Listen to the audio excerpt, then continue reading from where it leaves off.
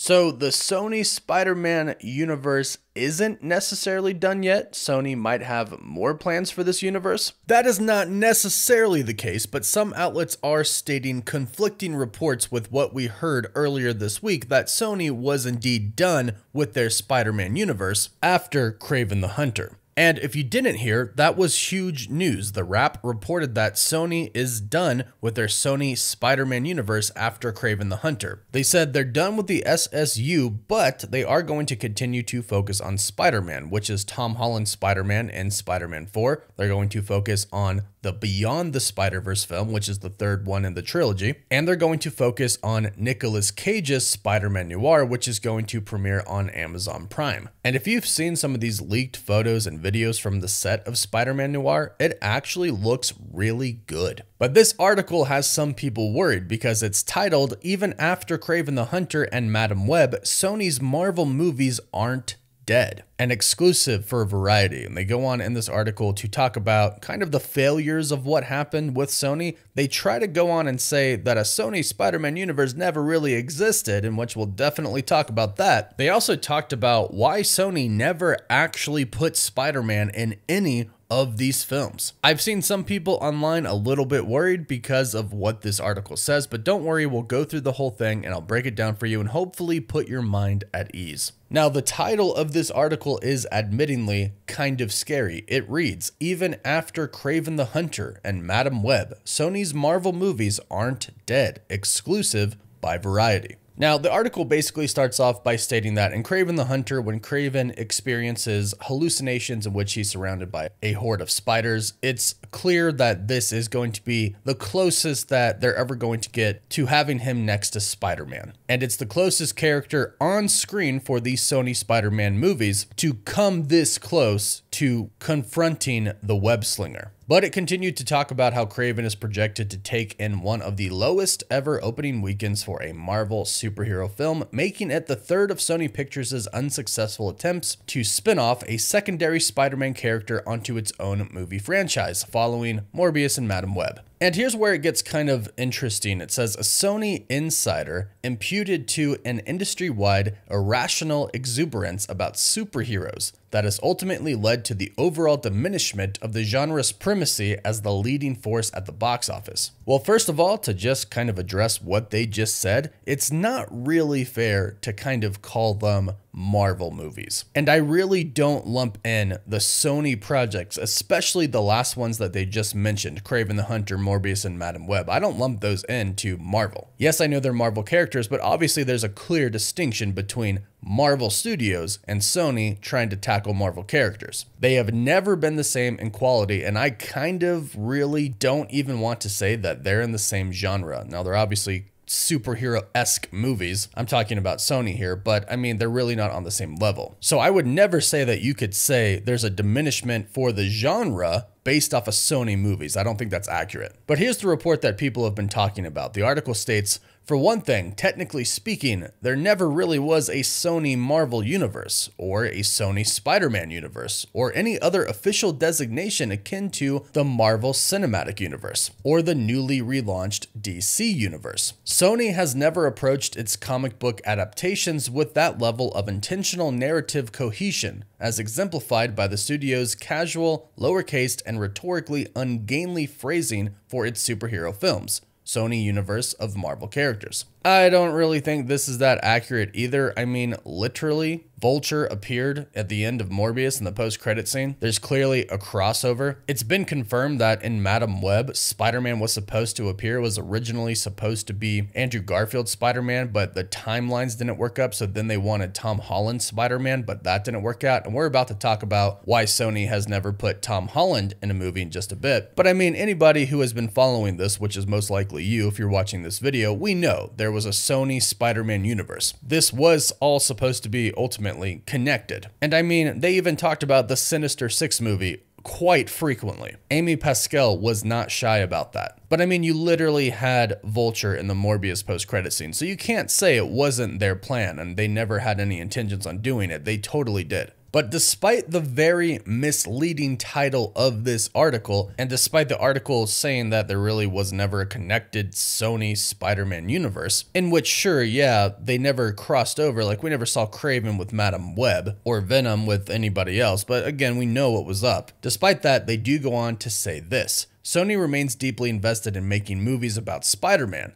the beloved Marvel character who launched the current era of superhero cinema with 2002's Spider-Man. The fourth Spider-Man film starring Tom Holland is expected to start filming in 2025 in partnership with Marvel Studios. The animated Spider-Man Beyond the Spider-Verse is in production and will conclude the Oscar-winning trilogy focusing on Miles Morales. And Sony is producing a live-action Spider-Man noir series starring Nicolas Cage for Amazon Prime Video. So they say it may not be done. The headline states Sony Marvel movies aren't dead, which is technically true. But what Sony was doing before, their attempt to do the shared universe, that is dead. And they essentially do confirm this despite their headline. They confirm what the rap said. Sony is simply going to focus on Spider-Man, but not for their own universe. They are focusing on Tom Holland's Spider-Man in the MCU, Spider-Man Noir, their new live-action series coming out, and Spider-Man Beyond the Spider-Verse, in which they totally should. That's a great move by Sony. Focus on what is working for you and what people are excited about that is new. Speaking of Spider-Man Noir. So despite some people freaking out online and despite the confusing title of this article, have no fear, Sony is done with their seemingly connected Spider-Man universe. So be at ease, be at rest. We're good for now. And I say for now because you just never really know with Sony. But one interesting thing this article does go on to say is this, talking about why Spider-Man never showed up in any of these films. The corporate entanglements when studios try to work together are really hard, says one top executive with extensive experience in the superhero space. Sony has no flexibility. They have a cage that they have to work in, and they're just trying to make one good movie at a time. According to one Sony source, the deal with Disney never precluded Sony from using Spider-Man in its movies that didn't bear his name. The Spider-Verse movies' profusion of Peter Parkers, Gwen Stacy's, and other various Spider people certainly bears that out. But there was a feeling within the studio that audiences would not accept Holland's Spidey suddenly popping up in a live-action film that wasn't a part of the MCU, especially after Spider-Man No Way Home and the Marvel Studios projects Loki and Doctor Strange in the Multiverse of Madness established definitive boundaries to the Marvel multiverse. You see, this part is a little bit confusing to me because, if anything, it made it more possible for Spider-Man to actually jump back and forth. They established the multiverse. And yes, there is a little bit of confusion about the multiversal rules, but again, if anything, they established the multiverse exists and different universes exist, and Doctor Strange literally went to a bunch of different ones. And in Spider-Man No Way Home, a bunch of villains came from other universes. And I would like to add that they had other Sony Spider-Man villains and other Sony Spider-Man, Tobey Maguire and Andrew Garfield. We had Doc Ock, Norman Osborn. I mean, you all saw the movie and you've seen the previous Spider-Man movies. We know. So you already had characters from other Sony universes, what we'll call them, appear in the MCU. There's no boundaries there. So saying that Sony has no flexibility and that they're put in a cage and saying that they're trying to make one good movie at a time when they really didn't manage to make one good movie, with the Venom movies really being an exception. I think this is just kind of an excuse for Sony. But one thing that they might have gotten right is the fact that audiences might not have want to have seen Tom Holland's Spider-Man in Madam Web or Kraven. However, at the same time, I think it would have been a pretty cool thing to see and might have even enhanced the movies. The only issue I really see with it is that it could actually diminish the quality of Tom Holland's Spider-Man. If you put him in a dud of a movie, it doesn't exactly look too good for him. But I would have also loved to have seen him fight Venom. I would have loved to have seen him shown up in Venom 1, not played a huge role, but maybe a quick cameo. Then play a slightly bigger role in Venom 2, and then in Venom 3, have the two of them go at it for a little bit, and then of course come together to fight a villain like Null. I think that would have been pretty epic to see. I think the Venom movies were good enough to have Tom Holland's Spider-Man in them, and then they would have been even better because of that. And we finally would have gotten Tom Hardy's Venom versus Tom Holland's Spider-Man, which is what a lot of people have been wanting for a very long time. But I would like to know what you all think about that. Do you think Tom Holland's Spider-Man should have been in the SSU? Or do you think it's good that they kept him out of that? please let me know. However, there is a bit of a conflicting report to why Spider-Man was not in the SSU coming from insider Alex Perez from the Cosmic Circus. The account Spider-Man News on Twitter stated the reason why Sony never used Tom Holland's Spider-Man in their spin-off films is because they thought we wouldn't accept Tom Holland's Spider-Man appearing in non-MCU movies. And of course, this is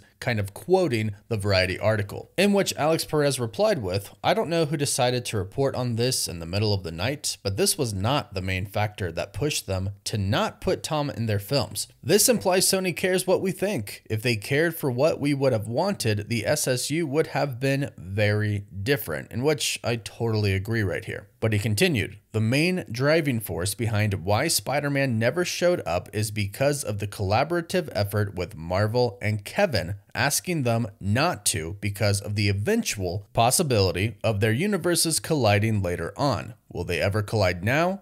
Who knows?" This I definitely believe more. I definitely believe that Kevin Feige did not want Tom Holland's Spider-Man in the SSU, whether that is because they did plan on having the universes collide later on, which does make sense because Marvel is in the multiverse saga. It's leading up to Avengers Secret Wars, and we're even finding out that Avengers Doomsday is going to be a pretty big multiversal movie as well. With Chris Evans recently reported to return, today we found out that Haley Atwell is going to be returning as Agent Carter, both of these characters coming from other universes, not the main 616 universe. So yeah, the multiverse is in full effect, and I kind of believe that Kevin Feige would say, yeah, hey, eventually we want Venom to come to the MCU. Maybe not everybody else, but Venom. I think this was more than likely the main reason that Sony never used Spider-Man. I think Kevin Feige, the president of Marvel Studios, simply asked them not to. In which, yeah, I do think that was a good call. But again, go ahead, let me know your thoughts about this and everything that we've learned in this article in the comments down below. Again, no reason to fear. Despite this article's headline, Sony is done with their SSU after Kraven the Hunter, at least for a while. So we're good for now. But again, let me know your thoughts in the comments down below. Please don't forget to like the video and subscribe so you don't miss out on any of the latest MCU and Spider-Man news. You can find us on Instagram, Twitter, Facebook, Apple Podcasts, and Spotify. And as always, thank you all so much for watching. Woof woof.